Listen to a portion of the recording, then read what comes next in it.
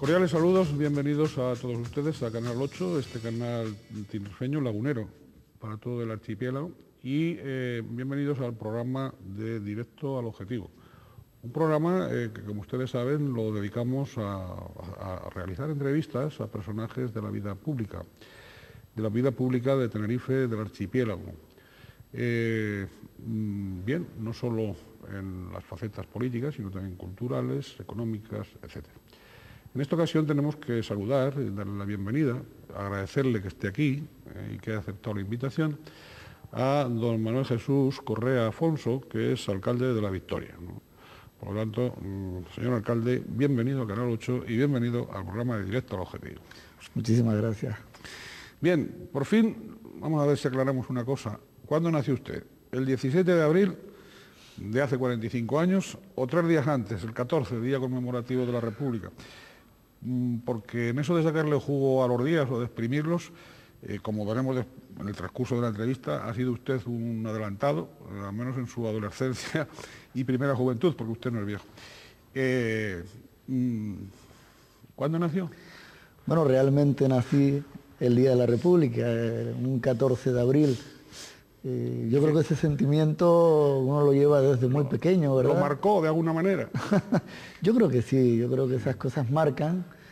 Y eso unido también a que, bueno, yo vengo de una familia humilde, de una familia que vivió en el pasado, sobre todo por un bisabuelo que tuve, que se dedicó a la política anterior a la guerra civil, y que fue... Hablaremos de él después.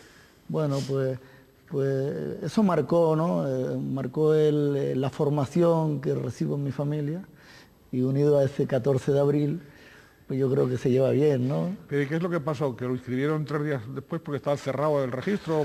¿O fue un despiste o qué pasó ahí? No, bueno, vamos a ver. Fue una anécdota. Los juzgados de los pueblos, sobre todo, tenía el problema de que no eran una gente dedicada pues, todos los días, con un rigor y una profesionalidad extrema, sino que muchas veces pues se apuntaban los nombres que les daban los padres, si lo veían por ahí al secretario del juzgado, pues lo apuntaban hasta en una caja de cigarros, en una caja de fósforo, apuntaban el nombre del chiquillo que había venido al mundo, y a veces ocurría que cuando se acordaba, pues ponía más o menos la fecha. Más o menos. Más o menos fue tal día, ojo. Incluso algunos no solo han tenido problemas como yo de 3 días, hay gente de meses. De meses. Y hay gente que ha tenido otro problema mayor, y es que le han cambiado el nombre. Porque decían, no sé si se llamaba fulanito, por ejemplo, un compañero que tengo, que es el teniente alcalde, quería el padre ponerlo Ignacio Minelli, pero no se acordaba bien el secretario y le puso Ignacio Manuel. Sin embargo, todos lo llamábamos Minelli porque era el nombre que el padre quería que tuviera, ¿no? Bien, estas cosas sucedían, sí, sucedían. Nosotros mismos tenemos algunos relatos familiares de esa índole, muy cerca del municipio de Rosario. Bien, y pasaban ese tipo de cosas. De todos modos, eso que es como un símbolo, ¿no?, de anticipación, un símbolo, digamos, también es un símbolo de hiperactividad, porque hay que ver, y ahora lo veremos, cómo se ha movido usted iba a decir en sus primeros años, pero en sus primeros y segundos años de vida, ¿no? Es decir, ¿usted se considera una persona hiperactiva o no? Bueno, yo he sido una persona que se ha desenvuelto mucho también en el mundo cultural, ¿no? Sí. En el mundo social. Sí. Entonces, y en el mundo folclórico. En el mundo folclórico también, he estado muchos años dedicado a él, dedicado también a la investigación folclórica. Sí, lo repasaremos. Entonces, eso marca, ¿no? Y luego, pues, también dedicado a mis estudios, ¿no? Sí, en definitiva que sí, que ha sido hiperactivo. Bueno, Caja Canarias, el Ministerio de Educación, Cabildo de Tenerife, le concedieron becas para sus estudios, desde el bachillerato hasta los cursos de doctorado. Sí. Y ser becario en aquella época, aunque no hayan transcurrido demasiados años, pero ser becario de alguna manera evidenciaba al menos rendimiento, brillantez, esfuerzo en el estudio y economía familiar modesta.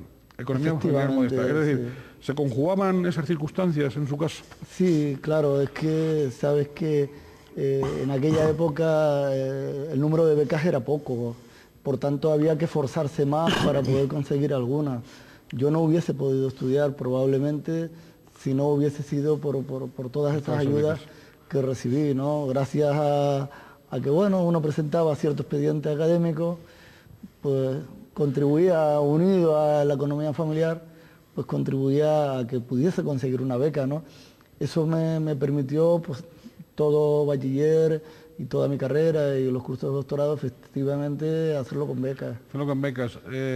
Sí tenemos becas que no se compatibilizaban con los suspensos, es decir, esto lo decimos sobre todo para esos jóvenes que a veces siguen recibiendo becas y ya las exigencias no son de notable, que era la nota media que habitualmente se exigía, y que, por supuesto, cualquier suspenso hacía que automáticamente la beca desapareciese, más o menos, en algunos casos de un modo fulminante. Bien, usted compatibiliza también los estudios superiores con trabajos esporádicos, agente censal del INE, 1981, auxiliar de clasificación y reparto de correos, en el verano del 82 y del 83, los 2 veranos.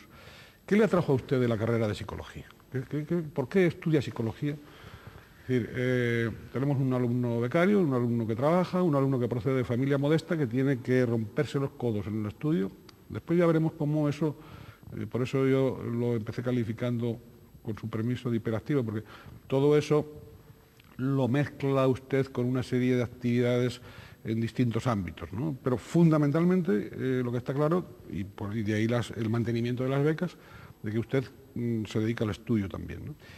Y bueno, un bachillerato bien hecho, ¿por qué psicología y no otra? ¿Realmente usted sentía, digamos, atracción por la filosofía, por la psicología, perdón? Bueno, vamos a ver, yo en el momento que en COU había que decidir pues a qué carrera vamos a hacer, yo pedí beca para 2 destinos. Y se va a sorprender. Uno era periodismo, bien, pero tenía que hacerlo en Madrid porque aquí no había facultad, y pedí beca al ministerio para poder hacer periodismo en Madrid, y otro fue psicología. ¿Por qué? Pues porque siempre tuve un deseo de hacer cosas para los demás.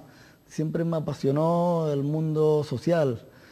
Y pedí también beca para hacer psicología, sí, pero ya aquí en La Laguna, ¿no? Sí. Y lógicamente me concedieron la de La Laguna, ¿no? La era más cara. No le concedieron la de Madrid, que era más cara, claro. Efectivamente. Entonces, bueno, pues por elecciones. Yo creo que más que yo casi eligió el propio Ministerio de Educación y Ciencia cuál era la carrera que yo tenía que seguir. Sí, usted sabe que en algunos países y en algunas comunidades autónomas incluso las orientaciones se hacen desde arriba. Es cierto que en función de las determinadas condiciones que puedan tener los alumnos, etcétera, pero que se hace mucho desde arriba. No digamos en algunos sistemas totalitarios donde se le decía a cada uno que tenía que estudiar y nada más. Bien, además fíjense usted, además de sus estudios, usted desde los 14 años aparece vinculado a la agrupación folclórica victoriana y mientras fue estudiante universitario cofundará y empezará a dirigir, a partir del 79 hasta el 94, el grupo folclórico Añate, ¿no?, de la Victoria. Con ese grupo, con el grupo Añate, ustedes van a participar y van a obtener galardones en muestras regionales de música folk. Van a representar a Canarias en el Festival Mundial de Palma de Mallorca del 87. Y todo eso usted lo conjuga con la coordinación de la Escuela de Folclore para Niños, en los años 83-84, en la Sociedad del Centro, ¿no? ¿De dónde surgían todas esas inquietudes? ¿Tenían algún origen familiar también o no? Digo las folclóricas, ¿o no?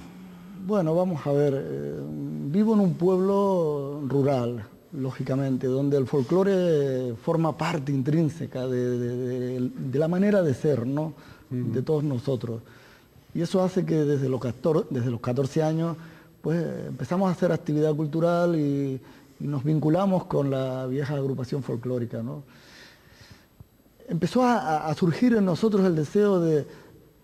Hay una cohorte poblacional ya muy mayor que necesitaba enseñarnos todo lo que sabían, pero que se estaba perdiendo, efectivamente, ya porque muchos tenían más de 70 años, ¿no? Y entonces surgió en nosotros el deseo de aprender de todas esas personas mayores, de recuperar de todos ellos un montón de bailes que estaban incluso perdidos, o de canciones que ya no se solían hacer, sino que estaban poco menos que en el coco de cada uno de ellos, ¿no? Sí. Y por ahí lo fuimos recuperando. Sí, ¿no? por ahí usted investiga también, hace investigación en aspectos etnográficos y en aspectos musicales, ya no solo de la localidad, sino de la comarca de Acentejo. Y va a recuperar temas, va a recuperar elementos de la vestimenta tradicional y hasta va a recuperar la castañeta. ¿Usted puede decirnos qué tiene de singularidades expresivas ese instrumento de la castañeta? La castañeta es un instrumento musical de percusión. Logré recuperarla gracias a el último tocador de castañetas, que se llamaba Máchara. Era un ¿Pero qué es? tocador. Perdone que le interrumpa, ¿que es una especie de chácara o qué? Es como una chácara pequeña, efectivamente, una chácara pequeña, Sí. Que se acopla perfectamente a la concha de la mano y lógicamente se toca muy similar a una castañeta o castañuela, ¿no? Ya. Pero que le daban la definición de castañeta. Es como la llamaban allí, es como por tanto había que llamarla, ¿no? Pero sigue usted, porque estaba hablando de una persona de la cual digamos, le ayudó a encontrarla Bueno, yo conocí a Máchara cuando ya era muy mayor y yo era un niño, y cuando supe la importancia desde el punto de vista etnográfico que tenía Máchara, ya él había fallecido. Sin embargo, tuve la suerte de que una nieta de él guardó el instrumento musical como una especie de homenaje a su abuelo. Y luego, cuando vio el sentimiento que pusimos en todo esto y cómo lo recuperamos y cómo de alguna manera hicimos ese homenaje público finalmente a su abuelo, pues me regaló la castañeta de su abuelo, que la conservo con un cariño tremendo, ¿no? ¿Tiene algún sonido especial particularizado? No tan agudo como la castañuela. Sí. Un poco más apagado el sonido, más apagado, y vamos, un instrumento como muy particular y que los bailadores antes se lo ponían, ¿no? Lógicamente de acompañamiento. Sí, de acompañamiento, puede ser musical o incluso también, que fue una de nuestras grandes novedades, los bailadores también se incorporaron a ese instrumento porque bailaban con él tocándolo, ¿no? Al estilo de como se hace en Sevilla con... Sí, o la Jota de Aragón. O la Jota, efectivamente. Con las castañuelas, ¿no? Sí. Bien, en su pentagrama vital, don Manuel, Jesús ha escrito, bueno, múltiples actividades en asociaciones juveniles, revistas literarias. Yo no quiero ni muchísimo menos agotar todo ese acervo que tiene ahí tras de sí. Acervo juvenil, ¿no? Fue premiado en poesía y teatro, fue autor y director de obras teatrales. ¿Por qué desiste usted de todos esos horizontes culturales muy pronto, digamos a los 18 años? ¿Le faltaron horas? Ya hemos visto cómo aprovecha el tiempo, pero ¿le faltaron obras, le faltaron estímulos? ¿O por qué aparcó toda esa faceta, digamos, teatral, poética, etcétera? Bueno, yo a priori debo decir que yo normalmente he dormido poco, ¿no? ¿Ha dormido poco? He dormido poco. ¿Con cuántas horas tiene bastante? Yo para dormir con 6 ya tiro bien, ¿no? Ya tiro bien. Sí, pero de todas maneras, yo creo que siempre faltan horas para hacer cosas, ¿no? Sí. La pasión por la cultura, la pasión por el teatro, por la literatura, ¿de dónde me viene? Pues yo tuve la suerte de ser becado en mi bachiller por Caja Canaria en la antigua Universidad Laboral. Y allí, bueno, coincidió también una generación de gente, pues yo creo que muy particular, porque eran un poco más o menos los mejores expedientes de cada zona, de cada municipio. Coincidimos allí. Y allí tuve la suerte de coincidir con un grupo magnífico de profesores, que muchos de ellos incluso eran profesores de la universidad, y nos trasladaron esa pasión por la cultura, por la literatura. Allí había un sentido profundo, ¿no?, de lo que era hacer pues cualquier tipo de actividad cultural, teatral, literaria. Hacíamos incluso una revista. Desde aquel entonces pues ya me fui vinculando al tema del periodismo. Fue escribiendo poesía también. Escribiendo poesía, algún premio incluso cayó por aquel entonces. Institutos, etcétera. Bien, vamos a volver al campo profesional, si le parece bien. Licenciado en Psicología en 1984 por la Universidad de La Laguna. Será después animador sociocultural del Ayuntamiento de La Guancha, educador comunitario, 86-88 en el Ayuntamiento de Dicó de los Vinos, en el Ayuntamiento de Dicó, en el que posteriormente va a ejercer de psicólogo, educador comunitario, hasta pasar a psicólogo, con vinculación de funcionario interino primero, después funcionario propietario, jefe de la sección de servicios socioculturales durante un decenio también. ¿Qué experiencia acumula en todos esos quehaceres? ¿Qué experiencia, digamos, como psicólogo, como animador, como hombre de la cultura al final, de animador de cultura? Sí, bueno, la experiencia que vas acumulando a lo largo de todos estos años es diversa, ¿no? Pero fundamentalmente con lo que te vas quedando, sobre todo la necesidad tremenda que hay en esta sociedad por hacer cosas, por hacer cosas por los demás, por resolver problemas, porque al fin y al cabo los psicólogos están para eso, aunque todos estamos para resolver problemas, ¿no? Sí. Pero sí, acumulas la necesidad tremenda que hay en esta sociedad, pues por resolver muchos conflictos que se tienen, ¿no? A todos los niveles. A todos los niveles. Bien, en la parcela académica, sin embargo, usted se adscribió al programa de doctorado de Psicología de la Salud, sí, bienio 87-89. Antes realiza usted la tesina sobre normalización y retraso mental, y por tanto dentro de la psicología se va decantando por una parcela, además puede ser apasionante, pero una parcela que no rezaba mucho, digamos, con las vertientes culturales que usted había ido acumulando, ¿no?, durante la adolescencia, ¿no? Bueno, y luego va a centrar la tesis doctoral en torno a la relación demanda-necesidad en las prestaciones de servicios en salud mental, ¿no? Una aproximación epidemiológica. Por cierto, antes de nada, ¿cómo lleva la tesis? ¿Cuándo la va a concluir? Bueno, vamos a ver, la política hace que te aísle muchísimo de la universidad, ¿no? A veces lo político y lo académico no se llevan del todo bien, ¿no? No son muy llevaderos. Espero algún día poder... ¿No ha renunciado a realizar la tesis? ¿Acaba a concluir? No he renunciado, pero... ¿La tiene aparcada? Lo tengo aparcado por ahora, sí. Tengo un material ahí que hemos ido trabajando, pero lo tengo aparcado por ahora, ¿no? Lo que sí es cierto, y ya lo decía usted, que cómo me fui decantando en el mundo de la psicología por los aspectos más sociales, sobre todo por trabajar con los colectivos. Ya vio que la tesina la orientamos a trabajar con discapacitados. Con discapacitados. Y bueno, y en esas inquietudes sociales, digamos, de exclusión, al final son de exclusión, de marginación, digamos, bueno, han formado parte y forman parte de sus inquietudes, ¿no?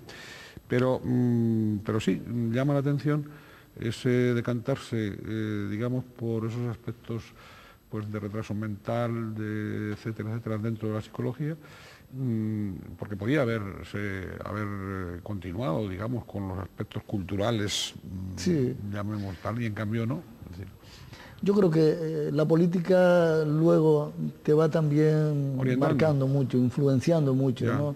Por eso, como político también, pues me ha preocupado mucho trabajar por todos los colectivos más desfavorecidos, finalmente, porque el trabajo que hicimos con discapacitados mentales, ahora en política, pues uno ve que colectivos con discapacidad social, por decirlo de alguna manera, pues hay muchos, ¿no? Hay muchas necesidades de trabajar con colectivos que tienen muchísimas necesidades, mujeres que es maltratadas, mayores que no tienen a lo mejor pues las mejores condiciones para tener una vida en su última etapa lo más llevadera y agradable posible, los problemas con los niños, con los menores que a lo mejor sufren situaciones de maltrato, de abandono, en fin, Sí, todo ese caminar anterior a usted evidentemente le ha servido ahora, le sirve ahora como alcalde Sí, y le mucho. sirve como político, digamos, para comprender todos esos problemas, porque claro, adentrarse realmente en esos problemas es entrar en un mundo duro, ¿no? Sí, efectivamente.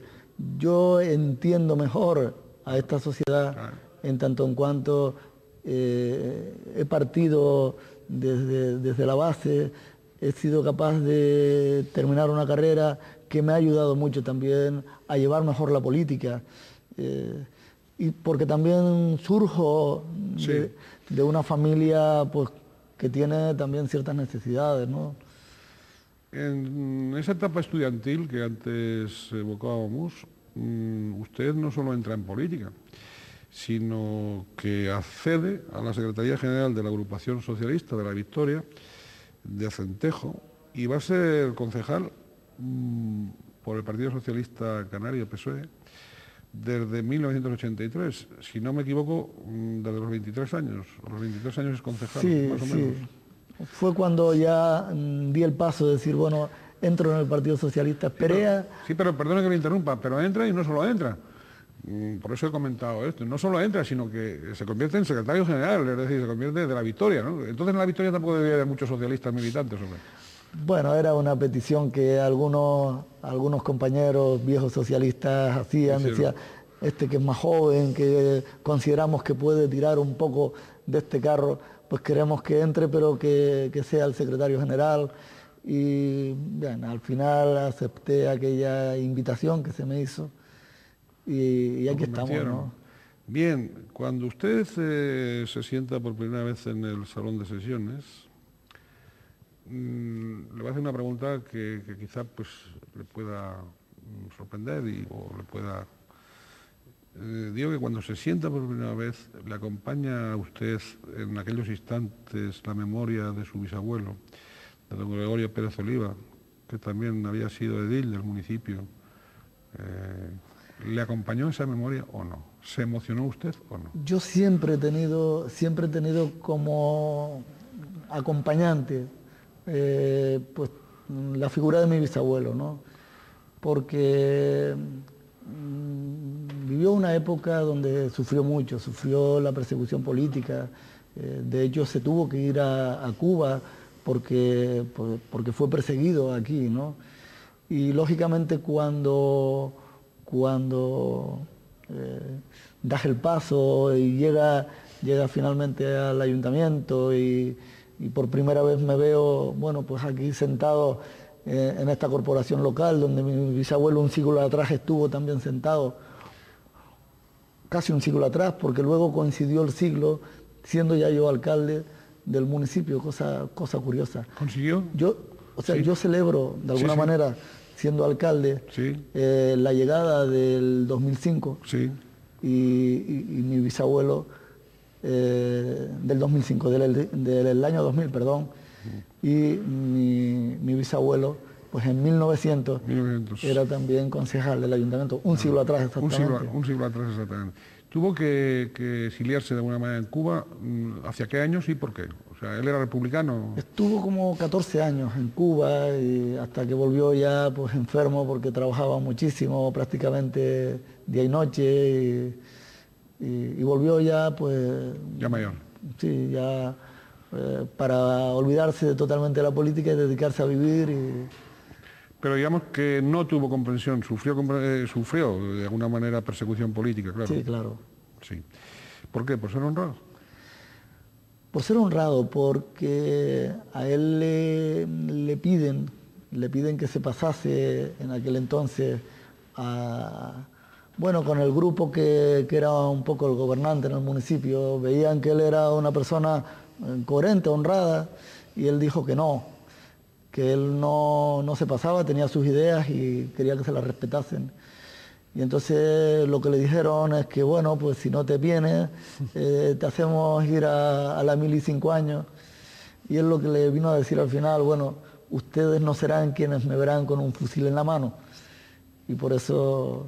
Por eso tuvo que efectivamente, irse a Cuba. por la negativa pues, a coger el fusil, ¿no? Bien, yo quería hacer sobre, cuando usted pasa por las concejalías, cuando ejerce las concejalías, en relación con eso yo quería hacerle, si me permite, 2 preguntitas, ¿no? La primera, ¿a usted le sorprendió que el alcalde don Alfonso Fernández García, histórico de ATI, por cierto, sí, ¿no?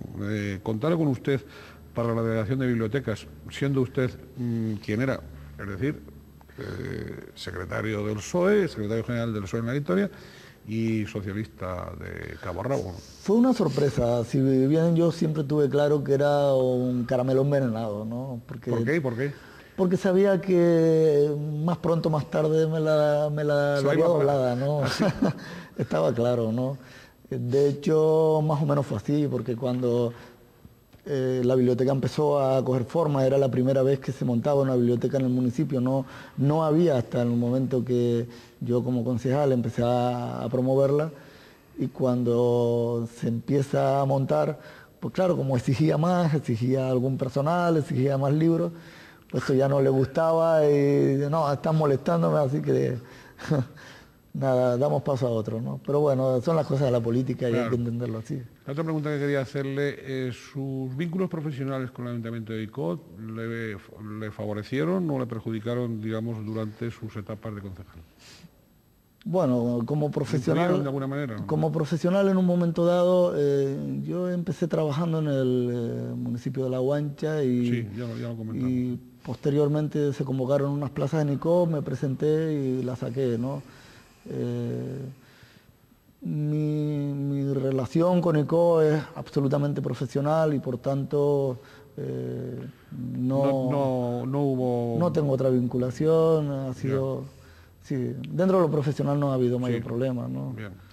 Bien, vamos a pedirle que nos comente un poco, de un modo plan de síntesis, claro, su paso por la alcaldía de La Victoria entre junio del 95 y julio del 96. Hay una etapa ahí en que es alcalde. ¿Por qué es alcalde en esa etapa?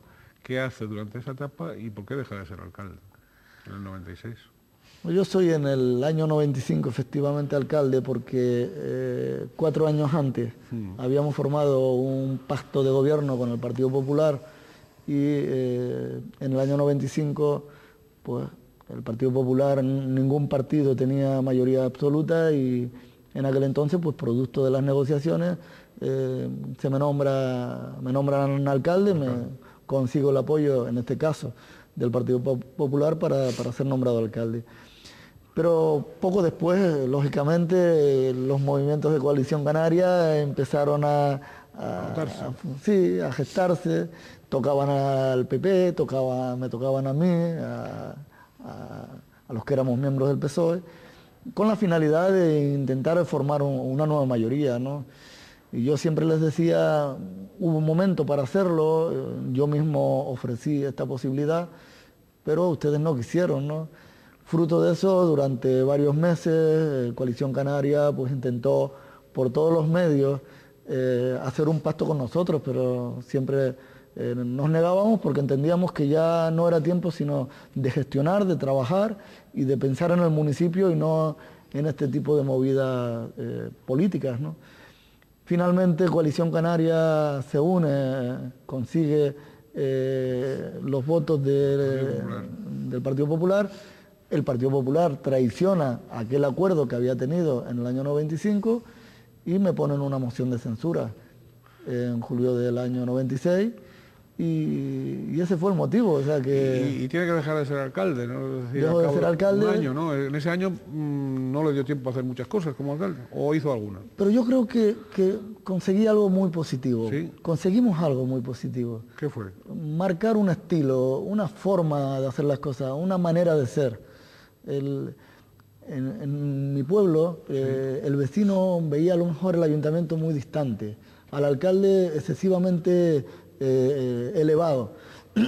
Sin embargo, en esos 13 meses demostramos que éramos una parte más, un vecino más del pueblo que tenía una responsabilidad y que por tanto pues tenía que cumplir como tal, pero vamos, que no se me subió el cargo en modo alguno a la cabeza. La gente me vio una persona próxima y se marcó una manera de hacer las cosas diferente, ¿no? Potenciamos mucho la cordialidad con el vecino, potenciamos mucho pues el diálogo, porque hasta aquel entonces la política local se hacía manteniendo al margen al vecino, y nosotros hicimos todo lo contrario, ¿no? Discutir con el vecino, sentarnos a hablar y a reflexionar con él los problemas, valorar muchas decisiones conjuntamente, solidariamente, ¿no?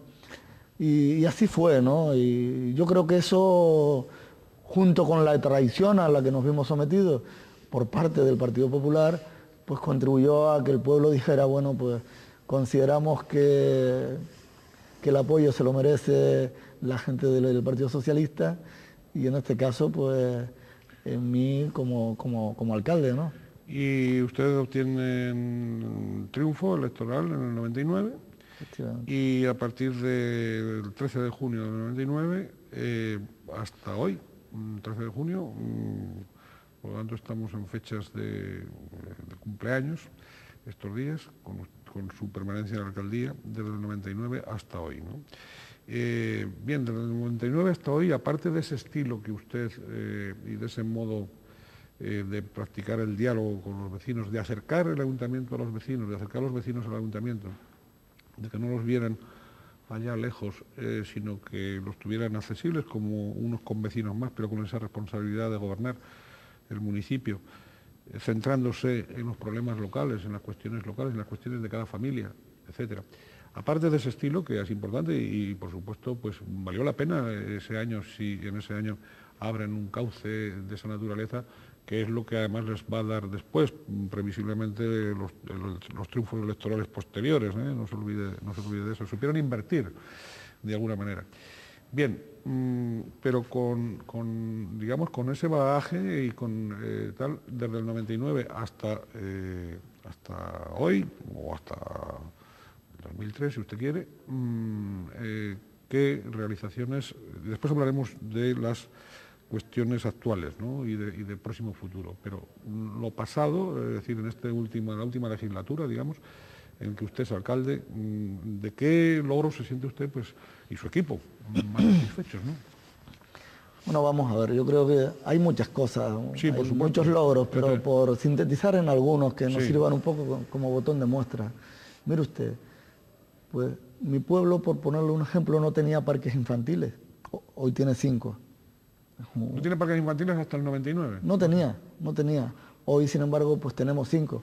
No son suficientes, pero bueno, son 5. Pero hay algunos.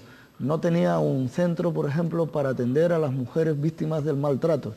Sin embargo, hoy lo tenemos también. Está en funcionamiento. Y ¿acuden mujeres? Efectivamente, lo tenemos. Hay mujeres, la mayoría son, lógicamente, de otros municipios, pero sabe, por la política que hay en el tema de gestión de este tipo de centros, que sabe que no es conveniente una mujer del mismo municipio, pues ponerla por las proximidades y por los problemas que conlleva, ¿no? Claro. No teníamos un centro, por ejemplo, de día para atender a los mayores cuando ya estaban en una situación de necesidad, para intentar por lo menos devolver lo que han dado a lo largo de toda la vida.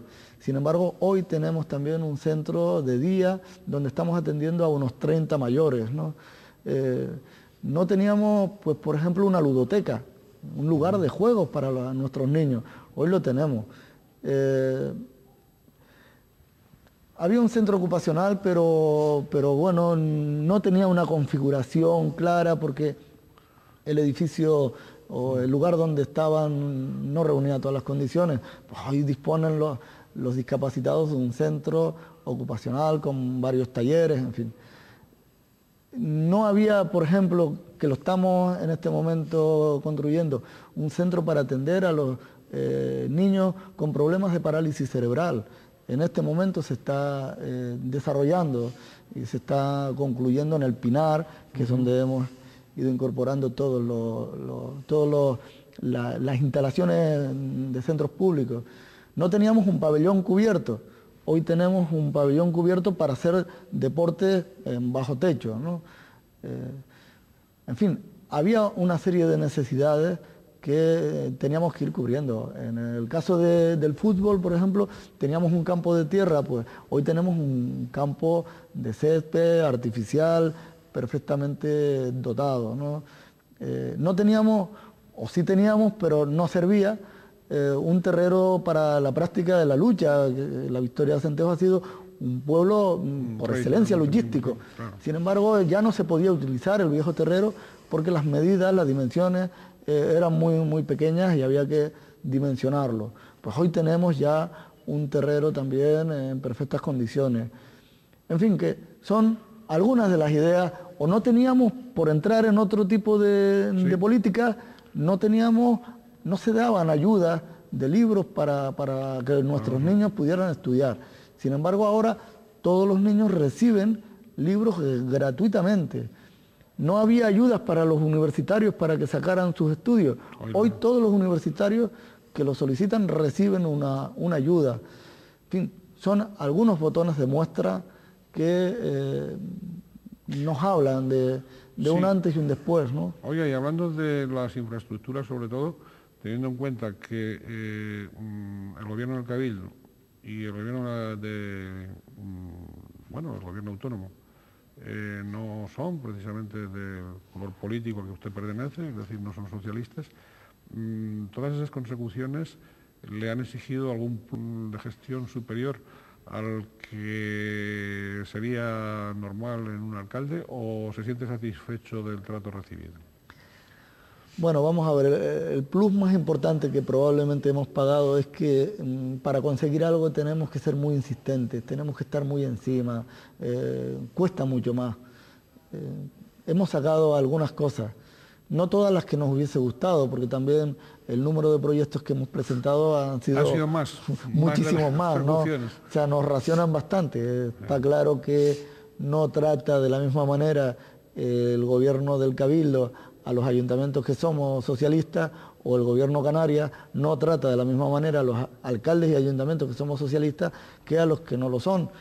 Pero eso, a pesar de eso, lo que hemos hecho es trabajarlo más, estar mucho más encima, y al final poco a poco hemos ido consiguiendo pues algunas cosas que creo muy importantes para el municipio, ¿no?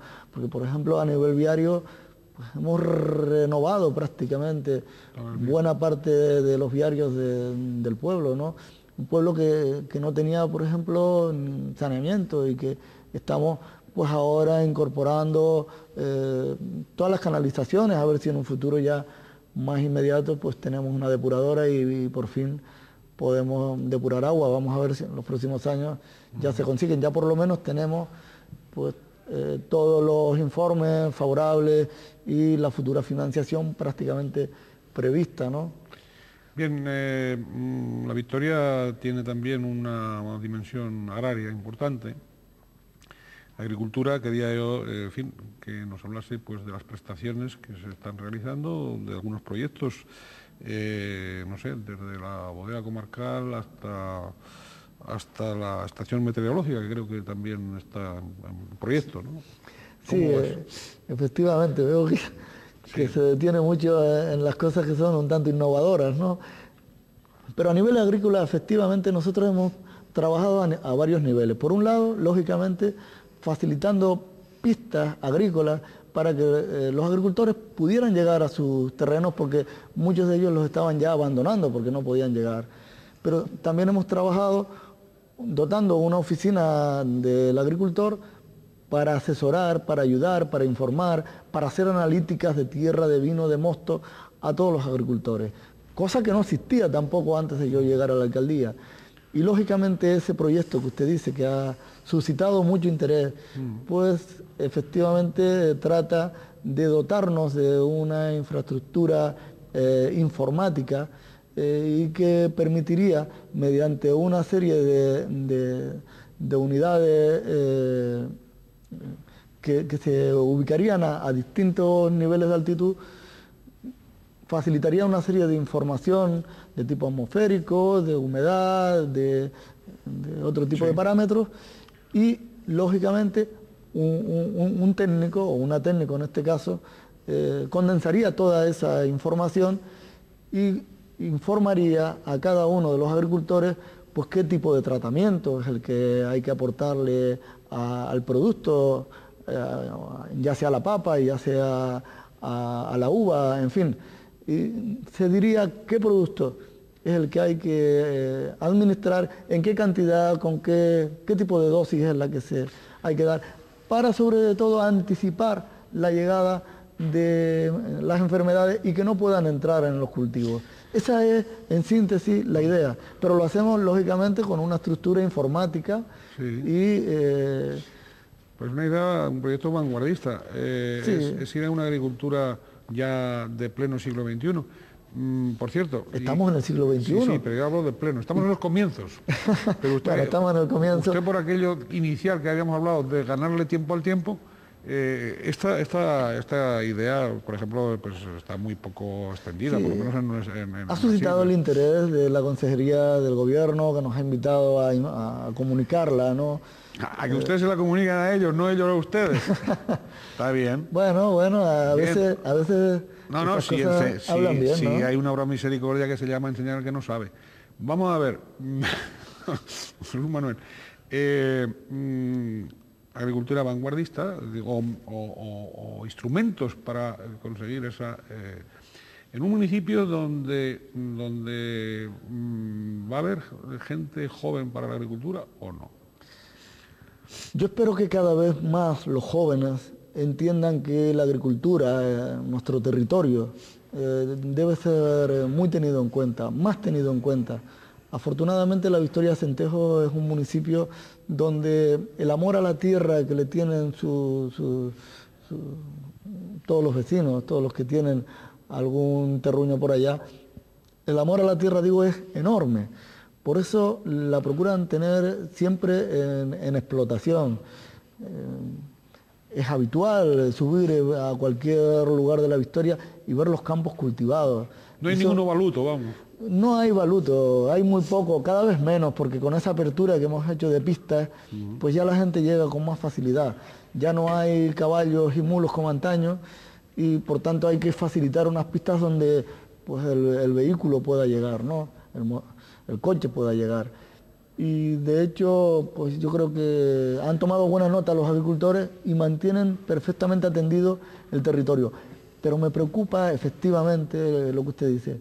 Los jóvenes van a seguir con esa antorcha y hacer que el campo siga siendo bien atendido como hasta ahora. No lo sé, yo espero que los jóvenes, y confío en ellos muchísimo, por supuesto, confío que los jóvenes continúen queriendo a su pueblo, amando a su pueblo y trabajando en su pueblo como lo han hecho sus antepasados. Los vinos, su calidad, mejora de su calidad, la bodega comarcal. Ese es otro de los grandes objetivos que nos hemos marcado. De hecho, en este momento estamos pues, promoviendo la construcción de una bodega.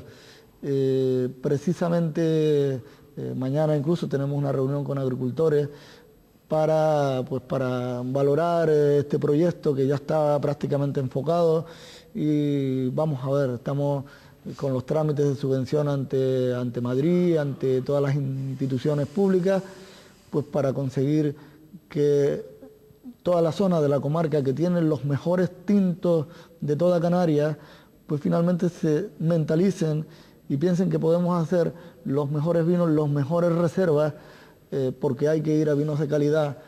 Si tenemos la mejor uva, pues ¿por qué vamos a renunciar a hacer reservas y gran reservas si fuese necesario, ¿no? O sea, vendamos nuestro vino con la calidad, con la marca que tienen, ¿no? Yo creo que no debemos renunciar a esa bodega y a ese logro de vinos de gran calidad.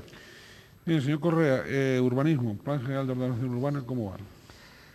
Bueno, un plan general es conflictivo, discutido, debatido. Es muchas cosas. Todos los calificativos que le quiera poner los tiene. Pero en todo caso lo estamos intentando llevar con bastante dignidad, con bastante transparencia. Un plan que estamos haciendo lógicamente con los vecinos. En este momento estamos en fase de alegaciones y estamos estudiando cada una de las alegaciones y consiguiendo con las opiniones de los vecinos, consiguiendo que luego vayamos haciendo el mejor plan general posible. Está claro que hacer un plan general no es fácil porque el trazado de las vías siempre suscita polémica, pues si pasa más a la derecha o más a la izquierda. Pero lo que está claro es que los vecinos entienden que el desarrollo de nuestro municipio pasa porque tengamos un buen plan general que desarrolle urbanísticamente el municipio y que nos ponga en unas cotas de futuro muy digno, ¿no? Antes hablaba usted del centro para enfermos con parálisis cerebral, sí.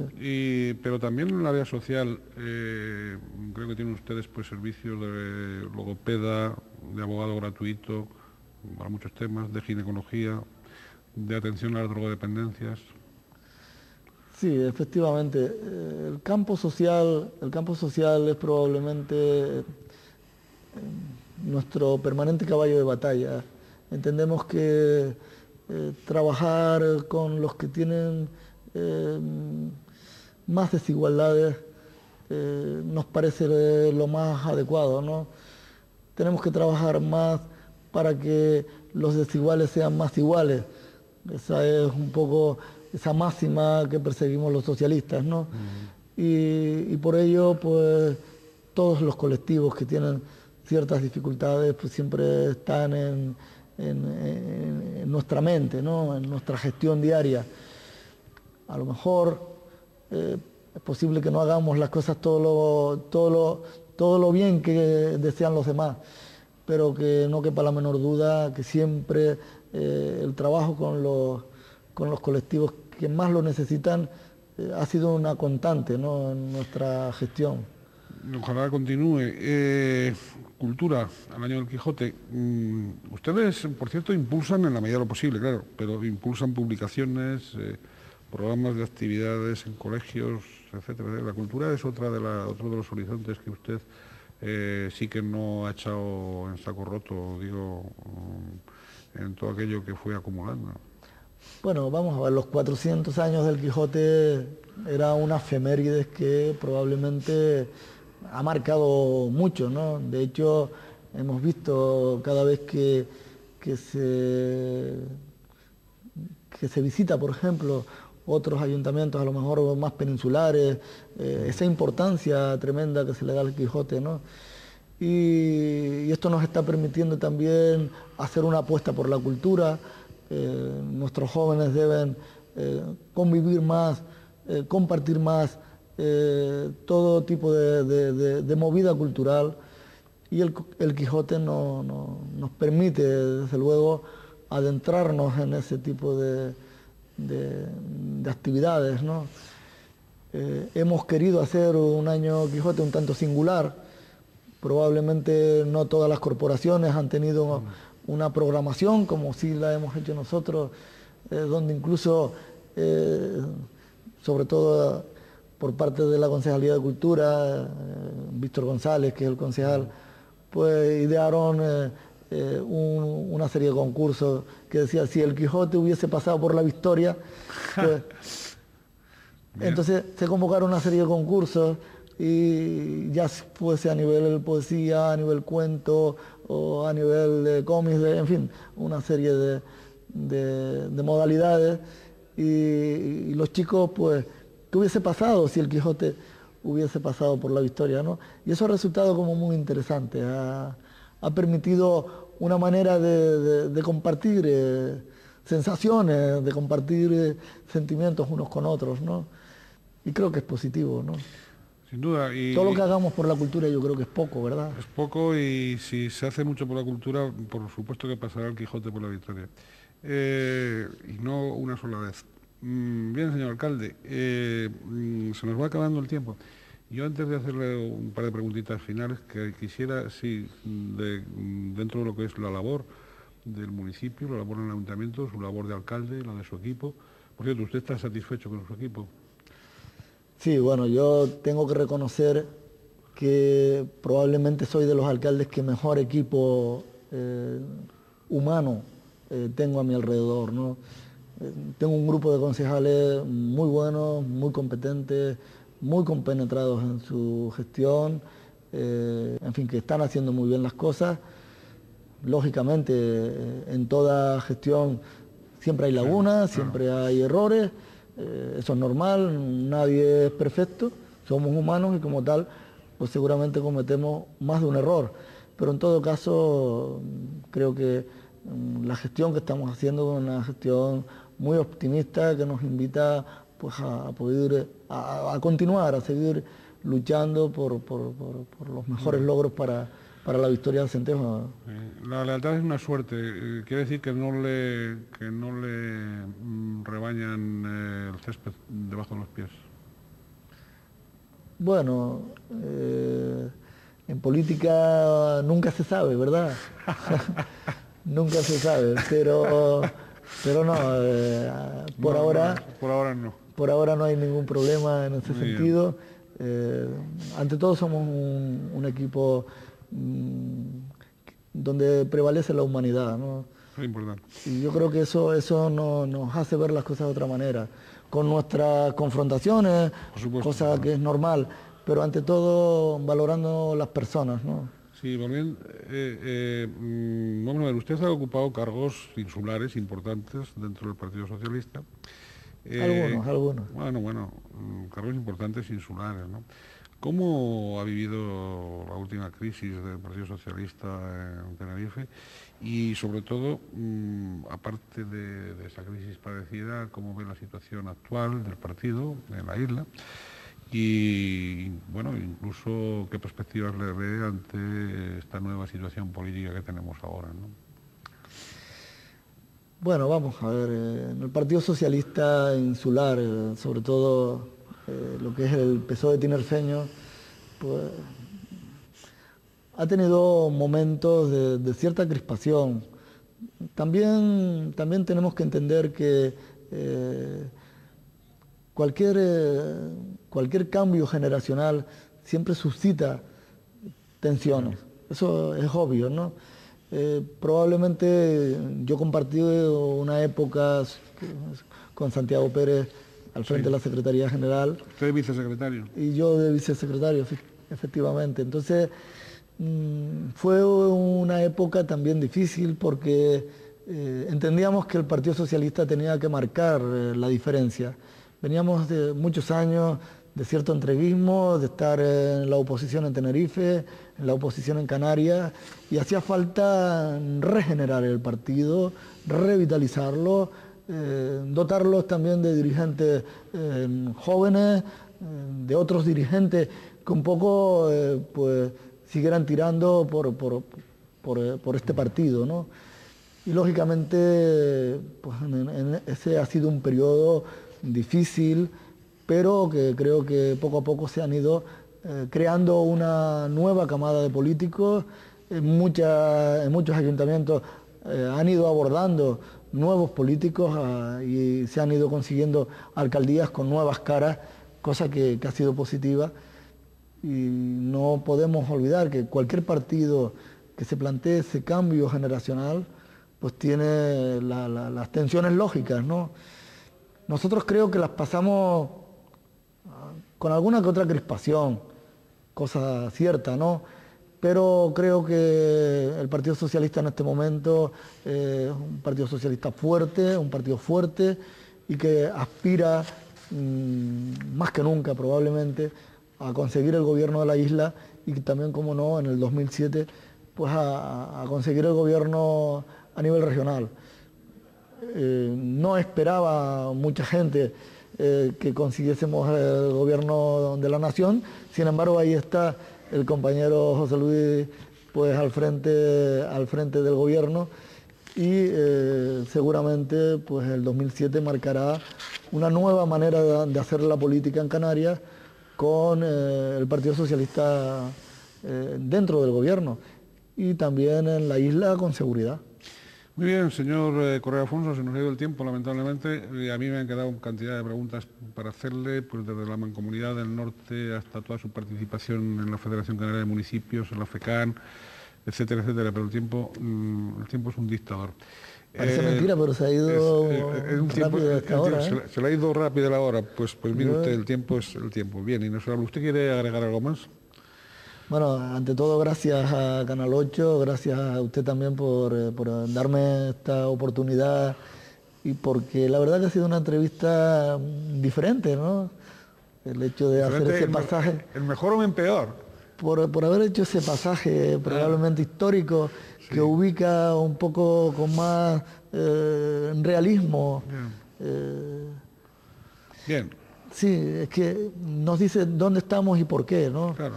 Y eso no es habitual verlo en los medios de comunicación. Hay que hacerlo porque nos debemos a lo nuestro, y nos debemos a la isla, nos debemos a las raíces, nos debemos al futuro.